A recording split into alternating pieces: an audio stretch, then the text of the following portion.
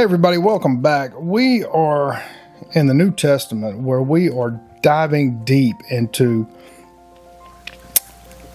Jesus and how he has become an intermediary to reach God, his Father, and how he makes a lawyerly argument where it's okay to break rules.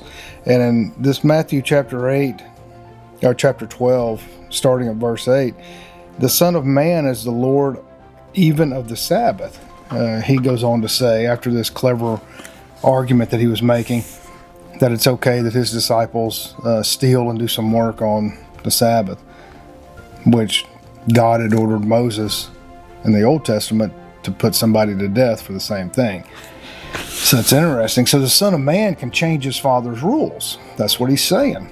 So if you can change your rules, then how do you know which rules can be changed? It apparently means all of them.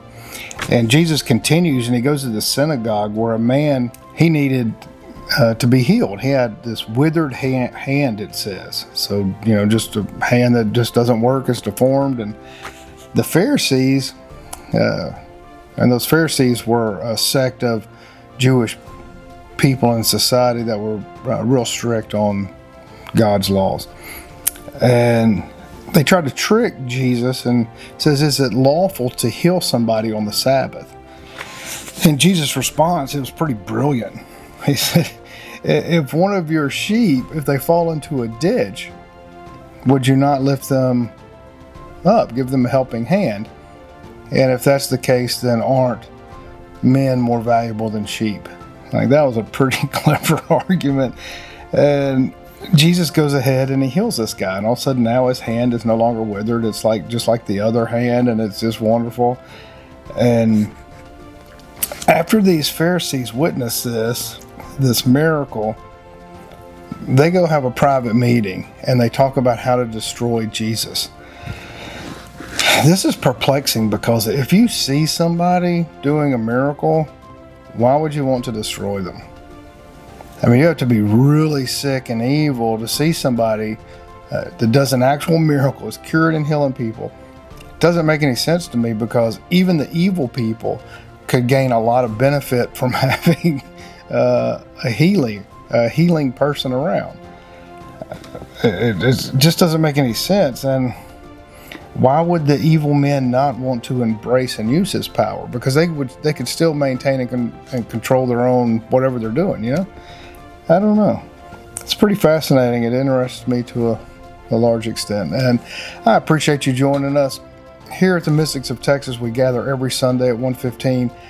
But we talk about a broader array of topics that are outside of biblical canon. And we just find it heart and mind, body, soul elevating to discuss topics that help us become better people by reducing our anxieties, our fears, hone in on our definite purpose of life, having a true connection in a very safe place, an honored place where we connect with nature. Like, all of those things just wrapped into one is so vital for us to understand the divine blueprint of life, such as planting a seed and it grows into a pepper or lettuce, or the fruits of the trees, like literal fruits of the trees. We have an orchard here, and we all participate, and we all get to have the fruit for free, and to know and understand where our bodies